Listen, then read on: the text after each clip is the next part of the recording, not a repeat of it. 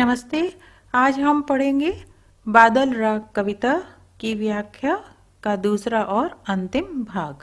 बादल राग कविता जो कि सूर्यकांत त्रिपाठी निराला जी की लिखी हुई है, उसके अब तक के पढ़े हुए भाग के अनुसार हम जान सके हैं कि कवि निराला जी ने इस कविता के माध्यम से जन क्रांति को दिखाने का प्रयास किया है और बादलों को वे क्रांति दूत के रूप में पुकार रहे हैं, उनका आह्वान कर रहे हैं और चाहते हैं कि ये क्रांति दूत जो समाज का वंचित वर्ग है, जो शोषित वर्ग है, उसका उद्धार करे और उनके लिए इस समाज में क्रांति लाए ताकि सामाजिक विषमता को दूर किया जा सके।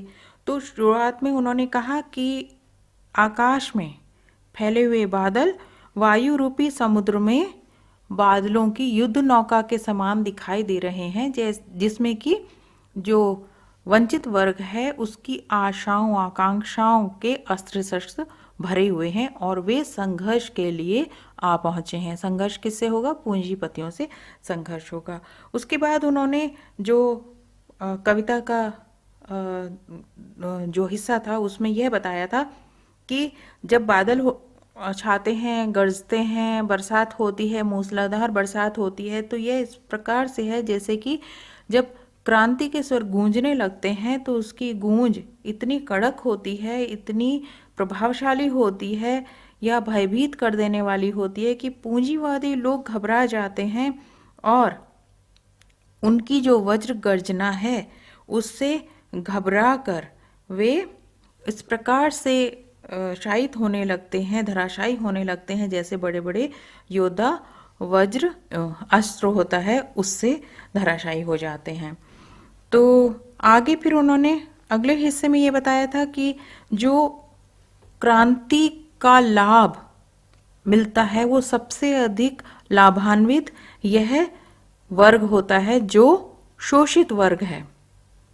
जब पानी गिरता है, छोटे छोटे पौधे जो हैं वे प्रसन्नता के साथ लहराने लगते हैं। छोटे छोटे पौधे उस वर्ग का प्रतिनिधित्व कर रहे हैं या उस वर्ग के प्रतीक के रूप में यहाँ पर कविता में प्रस्तुत किए गए हैं, जो कि छोटा वर्ग जिसे हम कहते हैं या निम्न वर्ग कहते हैं या जो कि अभावों में रहने वाला वंचित वर्ग है। तो यहाँ तक हमने पढ़ा था। अब उसके बाद हम आगे पढ़ते हैं।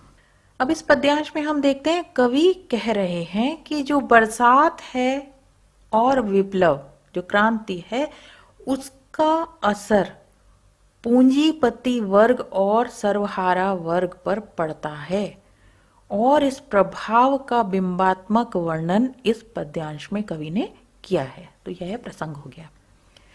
कवि कह रहे हैं अट्टालिका नहीं है रे, ये ऊंचे ऊंचे भवन, अटारी भी इसका एक शब्द इस शब्द का अर्थ होता है। तो अट्टालिका ऊंचे ऊंचे भवन, महल जिनमें धनी वर्ग रहता है। तो ये अट्टालिका नहीं है, अब ये अट्टालिका नहीं रह गए, ये तो आतंक का भवन बन गए हैं। आतंक भवन क्यों कहा है कवि ने? यहाँ दो आशय हो सकते हैं आतंक भवन कहने के। एक कि क्रांति के स्वरों से डर कर घबरा कर जो पूंजीपति वर्ग के लोग हैं वे अपने महलों में बैठकर, ऊंचे भवनों में बैठकर इस आवाज को दबाने का, क्रांति को दबाने का, शोषित वर्ग को चुप कर देने का, उसे आतंकित कर देने का षड्यंत्र रचने लगते हैं और इस प्रकार ये भवन आतंक भवन बन जाते हैं जहां उनके शोषण की योजनाएं बन रही हैं।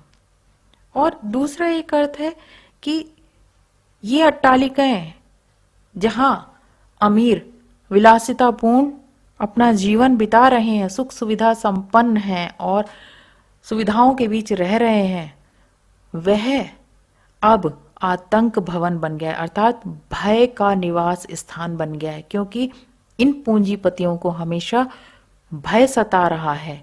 हर समय वे भय की गिरफ्त में हैं, उसी के साए में रह रहे हैं। तो ये भवन अब आलीशान महल ना होकर आतंक के घर बन गए हैं। तो ये दो अर्थ है। आगे ये कहते हैं कि ये जो क्रांति होती हैं जितनी भी क्रांति हुई हैं आज तक और जो क्रांति होंगी, उनका असर, बुरा प्रभाव जो पड़ता है वो पूंजीपति वर्ग पर ही पड़ता है। और यहाँ जो शब्द है पंक, सदा पंक पर ही होता है जल विप्लव प्लावन। तो जिस प्रकार जब बाढ़ आती है, जल विप्लव बाढ़ आती है, तो उसमें सबसे पहले जो है वो कीचड़, कीचड़ हमेशा प्रभावित होता है, वह बह जाता है, बाढ़ में कीचड़ बह जाता है। और पंख यहाँ किसका प्रतीक है? पंख उन बुरे लोगों का प्रतीक है, उस धनी वर्ग का प्रतीक है जिसने शोषित करके, जो वंचित वर्ग है उसका शोषण कर करके धन अर्जित किया है। उनकी बुरी नीतियां गंदगी हैं, उनके अत्याचार इस धरती को पंकिल बनाए हुए हैं।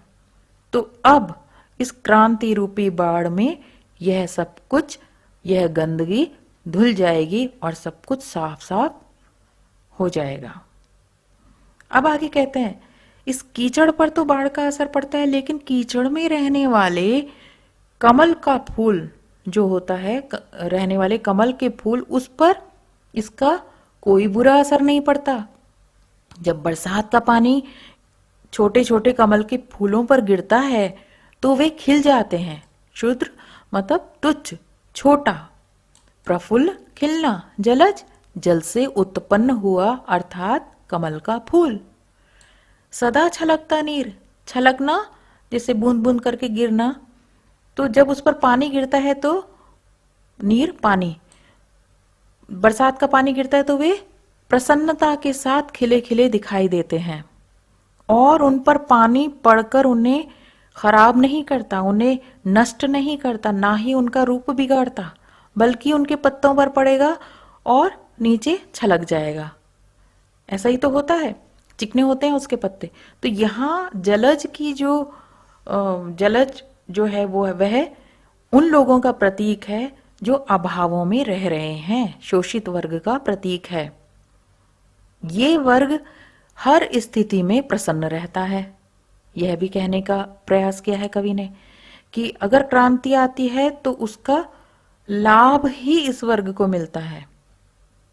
और आगे कहते हैं, यह ऐसा वर्ग है जो बच्चों की भांति, जैसे बच्चे होते हैं कि वे रोग शोक में भी हंसते हैं, तो इसी प्रकार यह वर्ग रोग शोक अपने बुरे हाल में भी हंसता रहता है। किसी भी हाल में रखो ने वे प्रसन्न रहते हैं। और जिस प्रकार यहाँ पे कहा है कि शैशव, शैशव मीन्स बचपन, सुकुमार कोमल शरीर देह, तो शैशव का सुकुमार शरीर से आशय उस शोषित वर्ग से है जो कष्टों में भी हंसता रहता है, उसे अपने दुखों की कोई परवाह नहीं होती, क्योंकि उसके पास खोने के लिए कुछ है ही नहीं। तो अगर कुछ बुरा भी उसके साथ होगा तो कितना बुरा होगा, तो इसीलिए वह बेपरवाह रहता है और हर हाल में हंसता रहता है। शिल्प सौंदर्य आप देखिए, यहाँ पर पंख प्रतीक के रूप में है जो पूंजीपति वर्ग का प्रतीक है, और जलज जो शोषित वर्ग है उसका प्रतीक है। भाषा संस्कृत निष्ठ खड़ी बोली प्रवाहमयी है, छंद मुक्त छंद है, शैली छायावादी शैली है। अब आगे पढ़ते हैं। तो इस काव्यांश में कवि ने पूंजीपतियों के विलासी जीवन पर कटाक्ष किया है और क्रांति का प्रभाव क्या होता है इसका भी वर्णन किया है। तो कवि कह रहे हैं कि रुद्ध कोश है शुद्ध कोश। रुद्ध का अर्थ होता है रोका हुआ या बाधित, और कोश खजाना। तो यह खजाना जो शोषित वर्ग के शोषण से उन्होंने इकट्ठा किया है, अब जबकि क्रांति शुरू हो गई है तो इस कोश में धन का आना भी बाधित हो गया है, रुक गया है। अब कोश में संचय ना होने के कारण, इस संचय के रुक जाने के कारण यह संतुष्ट वर्ग, तोष का अर्थ होता है संतोष, तो यह संतुष्ट वर्ग का सूचक है, उस वर्ग के लिए यहाँ इस शब्द का प्रयोग है। और क्षुब्ध का अर्थ होता है क्रोधित, कुपित या व्याकुल। तो यहाँ कह रहे हैं कि अपने खजाने में संचय रुका हुआ देखकर, जानकर यह संतुष्ट वर्ग यानी धनी वर्ग बहुत अधिक क्रोधित है, क्योंकि क्रांति शुरू होने के बाद जो वंचित वर्ग है उसमें चेतना आ गई है। अब वे अपने अधिकारों के लिए खड़े हो गए हैं, जिससे घबरा गया है यह पूंजीपति वर्ग और क्रोधित भी है। और उनमें भय इतना है कि वे अपनी प्रेयसी के आलिंगन में होते हुए भी मन ही मन कांपते रहते हैं। अंगना मीन्स स्त्री, सुंदर अंगों वाली स्त्री को कहते हैं अंगना। एक अर्थ अंगना वो आंगन से है, ये वो आंगन वाला अर्थ नहीं है, यहाँ अंगना से अर्थ है स्त्री। तो ऐसी सुंदरी के अंग से लिपट कर भी, उसके आलिंगन में रहकर भी वे आतंक से, डर से कांप रहे हैं। उन्हें अपने विनाश की घबराहट है, उन्हें डर है कि उनकी मृत्यु, उनका विनाश कभी भी हो सकता है। आतंक मीन्स भय। अंक, अंक के कई अर्थ हैं, अंक अनेकार्थी शब्द है। तो यहाँ हम गोद भी ले सकते हैं, आलिंगन भी इसका अर्थ ले सकते हैं। तो सीधा अर्थ यह कि वे अपने प्रेयसी के आलिंगन में होते हुए भी अपने हृदय में डर को बिठाए हुए हैं, अपने हृदय से डर को निकाल ही नहीं पा रहे हैं। उस डर से वे कांप रहे हैं कि इस क्रांति में वे नष्ट हो जाएंगे। धनी वज्र गर्जन से बादल त्रस्त नयन मुख ढांप रहे हैं। हे बादल, तुम्हारी जो वज्र के समान गर्जना है उसे सुनकर ये धनी इतने घबरा गए हैं, इनकी आंखें डर से फैल गई हैं, ये भयभीत हैं और साथ ही साथ ये डर कर भागने का प्रयास करते हुए अपना मुंह ढांप रहे हैं। मुंह ढकना या मुंह छिपाना मुहावरा है। मुंह छिपाने का अर्थ लज्जित होना होता है, या फिर यहाँ हम इसे स्थिति से भागना भी कह सकते हैं या भयभीत हो जाना कह सकते हैं। तो यहाँ पर यही है कि क्रांति के तेज होते हुए स्वर उन्हें इतना भयभीत कर रहे हैं कि उनकी आंखें डरी हुई दिखाई देती हैं और वे डर के मारे अपना मुंह छिपाने लगते हैं। शिल्प सौंदर्य हम यहाँ देख सकते हैं कि अंगना अंग में अनुप्रास अलंकार है, आतंक अंग में अनुप्रास अलंकार है और ध्वनि बिंब का प्रयोग है तथा भाषा आपको पता है संस्कृत निष्ठ, खड़ी बोली, मुक्त छंद, छायावादी शैली का प्रभाव। अब आगे तो इस काव्यांश में कवि शोषित वर्ग की दयनीय दशा का उल्लेख कर रहा है और साथ ही साथ इस काव्यांश में शोषित वर्ग द्वारा क्रांति दूत बादल का आह्वान का चित्रण भी किया गया है। कवि कहता है कि जीर्ण बाहु है क्षीण शरीर, तुझे बुलाता कृषक अधीर, हे विप्लव के वीर। तो हे क्रांति दूत बादल, तुझे यह किसान व्याकुल होकर पुकार रहा है, निमंत्रण दे रहा है कि आओ और बरसो, क्रांति की बरसात करो। और दूसरे अर्थों में भी किसान जो है वह बादल की ओर टकटकी लगाए देखता है कि वह बरसे ताकि उसका खेत हरा भरा हो। जब फसल लहराएगी तभी तो उसे आर्थिक लाभ होगा, उसकी स्थिति सुधरेगी। और दूसरे अर्थों में कि क्रांति जब आएगी तभी उसे सामाजिक समानता प्राप्त होगी। अब वह शोषण से थक गया है, उसकी बाजुएं जीर्ण, कमजोर, दुर्बल बाजू उठा के वह उसे पुकार रहा है। उसका शरीर थक गया है, अब अपने लिए संघर्ष करते करते उसका शरीर थक गया है और वह व्याकुल है। इसीलिए वह बादलों को क्रांति दूत के रूप में पुकार रहा है। चूस लिया है उसका सार, हाड़ मात्र ही है आधार, हे जीवन के पारावार। तो वे बादलों को, कवि बादलों को जीवन के पारावार के रूप में देख रहे हैं। ए यहाँ पर संबोधित करते हुए बादल को संबोधित कर रहे हैं, संबोधन शैली यहाँ पर देखें। कह रहे हैं कि इस किसान का सारा रस, सारा उत्साह, सारी उमंग उसके जीवन की इस शोषक वर्ग ने चूस ली है। इसका शोषण करके इसे इतना कमजोर बना दिया है कि इसके मन का सारा उत्साह खत्म हो गया है और अब वह मात्र हड्डियों का, हाड़ मीन्स हड्डी, हड्डियों का कंकाल मात्र ही रह गया है।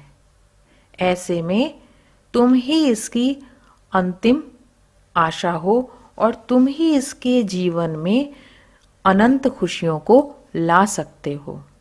तो बादल को जीवन का पारावार, पारावार का अर्थ होता है समुद्र, क्यों कहा? तो क्रांति रूपी जो बादल है उसका आना सुखद होता है। पारावार का अर्थ यहाँ असीम और अनंतता से भी लगा सकते हैं। तो असीम खुशियां जीवन की यह क्रांतिदूत बादल ही किसान के जीवन में लाएगा। निर्धन वर्ग को समाज में समानता का अधिकार दिलाना इस क्रांति का उद्देश्य है और सुख समृद्धि का कारक बनकर यह बादल उसके जीवन में खुशियों का सागर लेकर आएगा, उसको अत्याचार की अग्नि से मुक्त कराएगा। इसीलिए इसे जीवन का पारावार यहाँ कवि ने कहा है। शिल्प सौंदर्य हम देखते हैं कि भाषा जो है वो तत्सम प्रधान, साहित्य खड़ी बोली है, प्रवाहमयी है, छंद मुक्त छंद है, शैली छायावादी शैली है और अलंकार आप देख सकते हैं यहाँ पर क्षीण शरीर, श की आवृत्ति है और फिर यहाँ पर रूपक अलंकार आप देखिए विप्लव के वीर और जीवन के पारावार रूपक अलंकार। और तो यहाँ संबोधन शैली ए विप्लव के वीर, ए जीवन के पारावार, यहाँ संबोधन शैली। तो इसके साथ ही यहाँ यह कविता समाप्त होती है और समाप्ति से पहले एक बार कविता का प्रतिपाद्य हम पढ़ लेते हैं। बादल राग कविता का प्रतिपाद्य इस प्रकार होगा कि बादल राग शीर्षक कविता निराला जी की एक प्रसिद्ध प्रगतिवादी ओजस्वी रचना है। इसमें उन्होंने सामाजिक एवं आर्थिक विषमता का यथार्थ चित्रण किया है। वे बादल को क्रांतिदूत मानते हुए शोषित वर्ग के हित में उसका आह्वान करते हैं और क्रांति के स्वर सुनकर पूंजीपति वर्ग भयभीत हो जाता है। उनसे सताया शोषित वर्ग इस क्रांतिदूत को अपनी स्थिति में परिवर्तन के लिए आशा भरी दृष्टि से देखते हैं। बड़े बड़े महलों में रहने वाले पूंजीवादी इस क्रांति को रोकने के लिए आतंक फैलाने का प्रयास करते हैं, नए नए षड्यंत्र रचते हैं, पर क्रांति के स्वर उनके महलों में भी उन्हें चैन से रहने नहीं देते और वे हमेशा आतंकित रहते हैं। उनके महल भय का निवास स्थान बन जाते हैं। निम्न वर्ग इस क्रांति से प्रसन्न और लाभान्वित होता है। कृषक वर्ग को भी अपनी अंतिम आशा इसी क्रांतिदूत बादल में दिखाई देती है। अतः निष्कर्ष यह है कि समाज में शोषित और अभावों में रह रहे वंचित वर्ग को उसके सही अधिकार दिलाने के लिए जन क्रांति की आवश्यकता है। आशा है यह कविता आपको अच्छे से समझ में आ गई होगी। अपनी प्रतिक्रिया मुझे अवश्य दीजिएगा। धन्यवाद।